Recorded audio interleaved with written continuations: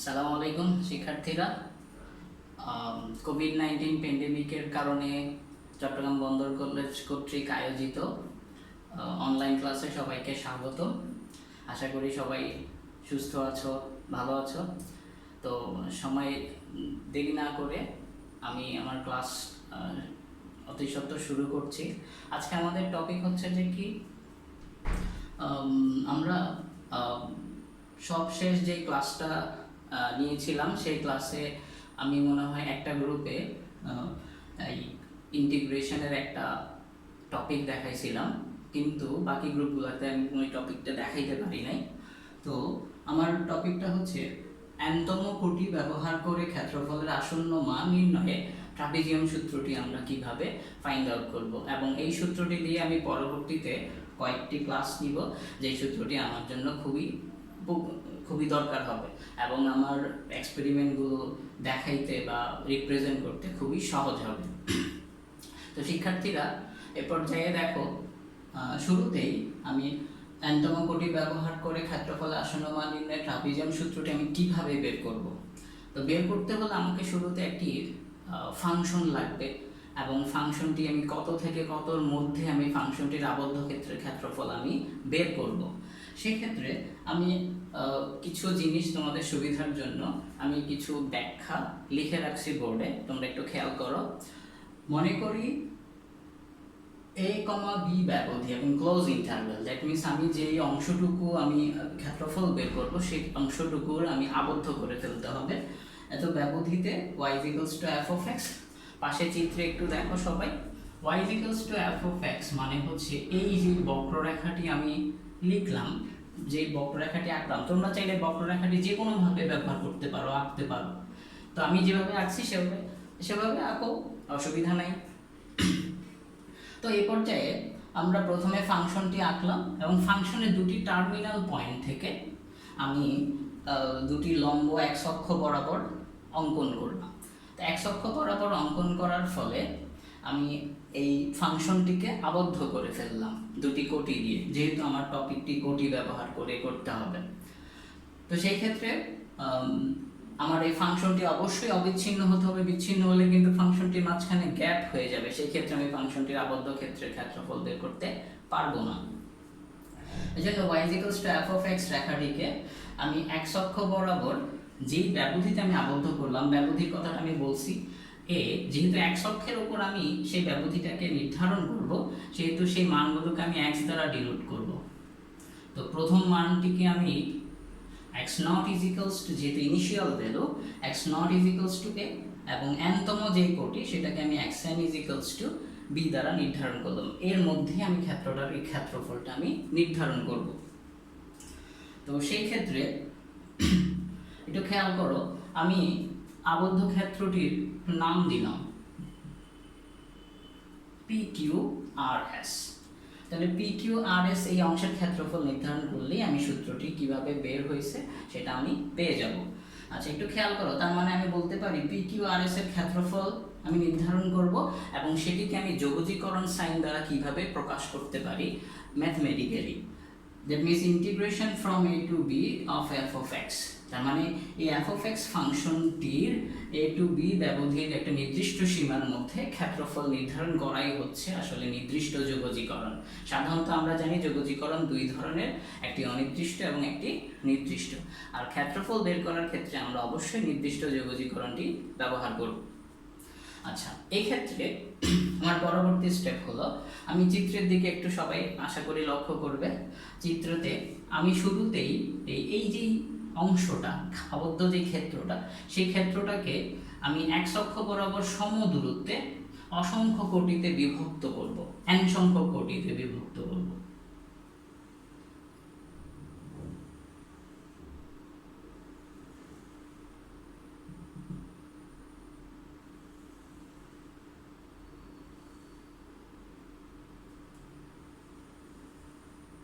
তবে এক্ষেত্রে সবাইকে খেয়াল রাখতে হবে, আমি যে কোটিগুলো আঁকবো সেই কোটিগুলো একটা থেকে একটার দূরত্ব যাতে সর্বক্ষেত্রে সমান হয়।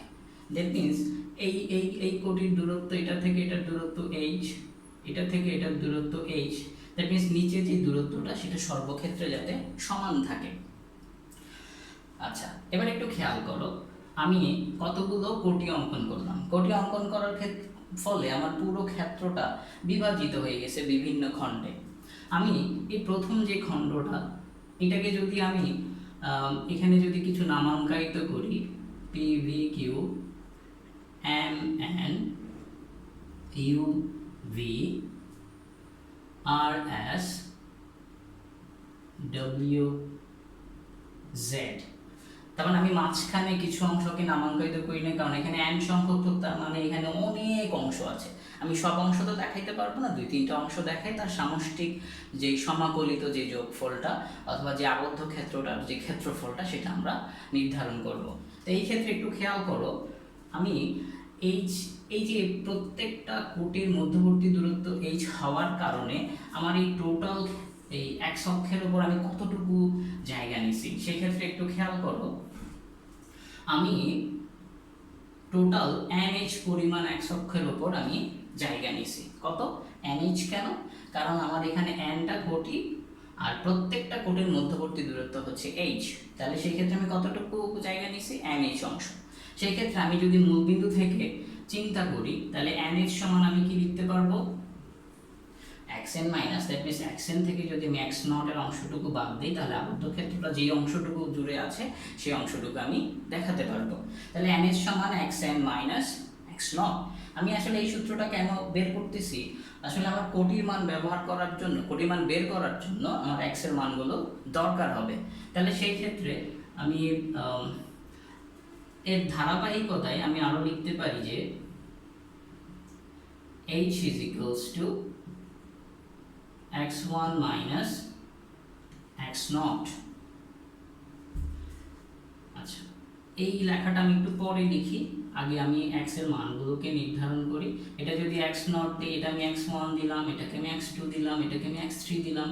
লাস্টের x এর ভ্যালুটা যদি xn হয়, নিশ্চয়ই তার আগের ভ্যালুটা হবে xn minus 1, তার আগের ভ্যালুটা হবে xn minus 2, এবং এখানে ডট ডট অংশের মধ্যে অনেক কিছু থাকবে। তাহলে আমরা h-টাকে নির্ধারণ করতে পারতেছি কিভাবে? x1 minus x naught is equals to h, একইভাবে x2 minus x1 is equals to h, একইভাবে x3 minus x2 is equals to h। এইভাবে যদি আমি সম্প্রসারিত হই তবে আমি এই জিনিসটাকে কিভাবে দেখাতে পারি একটু দেখো। That means h is equals to xn minus xn minus 1। তাহলে এই ধারাবাহিকতায় আমি লিখতে পারি যে কি xn is equals to x suffix n minus 1 plus h। তার মানে এই সূত্রটি ব্যবহার করে আমি কতিপয় x এর যে মানগুলো সেই মানগুলো আমি বের করতে পারবো।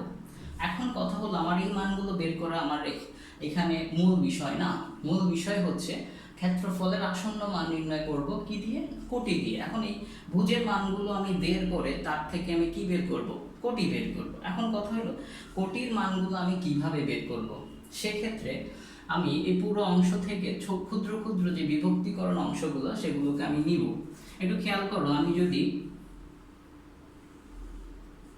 ক্ষুদ্র pm qn অংশ নেই, এটা যদি x নট হয় নিশ্চিত তার কোটির মানটাকে আমি y নট দ্বারা নির্ধারণ করতে পারি, y1 দ্বারা, y2 দ্বারা এবং y3 দ্বারা। ঠিক এটাকে আমি yn minus 1, এটাকে আমি yn, এটাকে আমি yn minus 2 দ্বারা নির্ধারণ করতে পারি। আচ্ছা, এবার একটু খেয়াল করো, এটা যদি y নট হয় এবং এটা যদি y1 হয়, আমি আসলে এই ক্ষুদ্র অংশটাকে এখানে নিয়ে আসছি, তাহলে এটা কি একটা কি তৈরি হয়ে গেল? আবদ্ধ ক্ষেত্রের ভিতরে আসলে একটা ট্রাপিজিয়াম তৈরি হয়ে গেল। ট্রাপিজিয়াম কাকে বলে? আসলে কোনো চতুর্ভুজের যদি দুটি সমান্তরাল বাহু থাকে, দুটি সমান্তরাল বাহু এবং কোনো বাহুই সমান নয় কেউ কারো, সেই ক্ষেত্রে আমরা ওই চতুর্ভুজটাকে কি বলতে পারি? ট্রাপিজিয়াম বলতে পারি। তাহলে PMQN একটি ট্রাপিজিয়াম। একইভাবে আমি যদি চিত্র থেকে আরেকটি অংশকে বের করে নিয়ে আসি, সেই ক্ষেত্রে আমার MUNV সেটাও একটি ট্রাপিজিয়াম। এভাবে করে আমি কতগুলো ট্রাপিজিয়াম পাবো? অসংখ্য n সংখ্যক ট্রাপিজিয়াম আমি এখানে অঙ্কন করতে পারবো। আচ্ছা, তাহলে এবার একটু খেয়াল করো, আমার মূল কাজ হচ্ছে যে আমি ক্ষেত্রফল কিভাবে বের করব। তাহলে একটু খেয়াল করো, আমি শুরুতেই লিখছি PQRS এর ক্ষেত্রফল মানে হচ্ছে, এটা হচ্ছে আমি ম্যাথমেটিক্যালি যোগজীকরণ সাইন দিয়ে বুঝাইছি। আমি যখন সূত্রের মাধ্যমে, দ্যাট মিনস এই চিত্রের মাধ্যমে আমি যখন কোটির মান বের করা দেখাবো,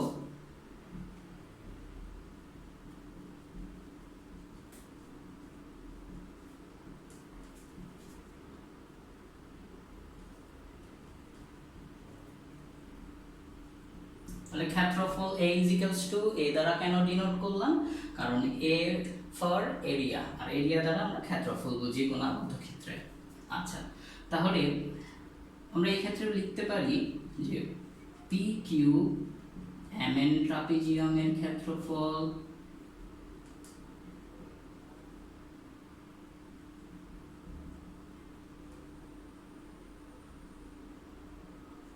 যোগ, তার মানে আমি এখানে যতগুলো ক্ষুদ্র ক্ষুদ্র খণ্ড দিয়ে আমি আলাদা আলাদা ট্রাপিজিয়ামগুলো ভেঙে ফেলছি, সে সবগুলো ট্রাপিজিয়ামকে যদি আমি যোগ করি, তাহলে আমি পুরো আবদ্ধ PQRS এই আবদ্ধ ক্ষেত্রটির ক্ষেত্রফল বের করতে পারবো। তাহলে সেই ক্ষেত্রে আমি আবার লিখতে পারি MNVU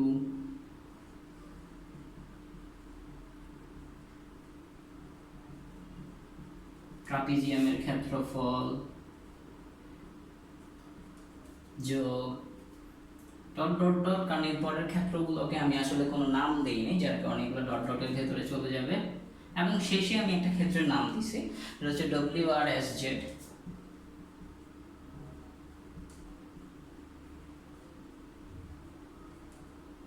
ট্রাপিজিয়ামের ক্ষেত্রফল। তাহলে এই ট্রাপিজিয়ামগুলোর ক্ষেত্রফল যদি আমি সমষ্টি করি, তাহলে আমি PQRS এর ক্ষেত্রফল, অর্থাৎ পুরো আবদ্ধ ক্ষেত্রের ক্ষেত্রফল বের করতে আমি পারবো। এখনো কথা হলো PQMN ট্রাপিজিয়ামের ক্ষেত্রফল আমি বের করব কিভাবে। এক্ষেত্রে আমি বের করব ট্রাপিজিয়ামের সূত্র দিয়ে। ট্রাপিজিয়ামের সূত্রটা কি শিক্ষার্থীরা? আমরা জানি ট্রাপিজিয়ামের সূত্রটি হলো হাফ ইন্টু সমান্তরাল বাহুদ্বয়ের সমষ্টি এবং সমান্তরাল বাহুদ্বয়ের মধ্যবর্তী ক্ষুদ্র দূরত্ব, বা এক্ষেত্রে তুমি লম্ব দূরত্বও বলতে পারো। আচ্ছা, তাহলে সেই ক্ষেত্রে হাফ, এখন আমি কিন্তু এই ট্রাপিজিয়ামগুলোর বাহুর নাম দিয়ে দিছি, এটা হচ্ছে Y0, এটা Y1, এটা Y2, এটা Y3। বাহুর মান দেওয়া মানে কি, লম্ব মান দেওয়া মানে x অক্ষ থেকে y অক্ষের উপর না, তার মানে এগুলো মান কিসের? y এর মান। যদি আমরা কার্টেসীয় স্থানাঙ্ক ব্যবস্থা অনুযায়ী বুঝি, এগুলো কিসের মান? y এর মান।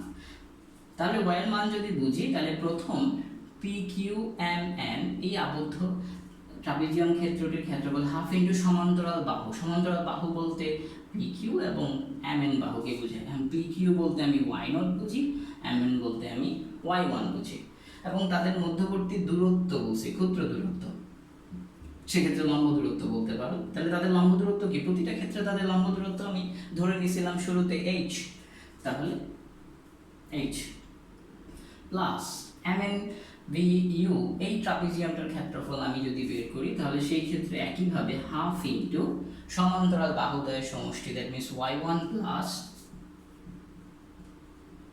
Y2 ইন্টু তাদের মধ্যবর্তী দূরত্ব বলতে আমি প্রতিটা ক্ষেত্রে একই দূরত্বের কথা বলছি, h। এখান থেকে যে দূরত্ব, সেই দূরত্বগুলোকে আমি কি দ্বারা নির্ধারণ করছি? h দ্বারা নির্ধারণ করছি। আচ্ছা, যাই হোক, প্লাস ডট ডট ডট, এবং সর্বশেষে যে ক্ষেত্রটি আমি চিহ্নিত করছিলাম, সেই ক্ষেত্রটি হচ্ছে WRSZ ট্রাপিজিয়ামের ট্রাপিজিয়াম, এবং সেখানে আমি যখন ক্ষেত্রফল বের করব, তাহলে সেই ক্ষেত্রে সমান্তরাল বাহু বলতে আমি কি বুঝি? y⁻n-1 এবং y⁻n প্লাস y⁻n, এবং তাদের মধ্যবর্তী ক্ষুদ্র দূরত্ব কত? h। এবার শিক্ষার্থীরা একটু খেয়াল করো, আমি যদি প্রতিটি ক্ষেত্রফল একটা কমন জিনিস আছে, সেটা হচ্ছে হাফ h। হাফ এইচটাকে যদি আমি কমন নেই, সেই ক্ষেত্রে আমি ভেতরের জিনিসগুলোকে সব যোগ করে দিতে পারবো। তাহলে Y0 plus Y1 plus Y1 plus Y2 plus up to plus yn-1 plus yn। সুতরাং half h is equals to Y0 plus 2y1 plus 2y2 plus up to 2yn minus 1 plus yn।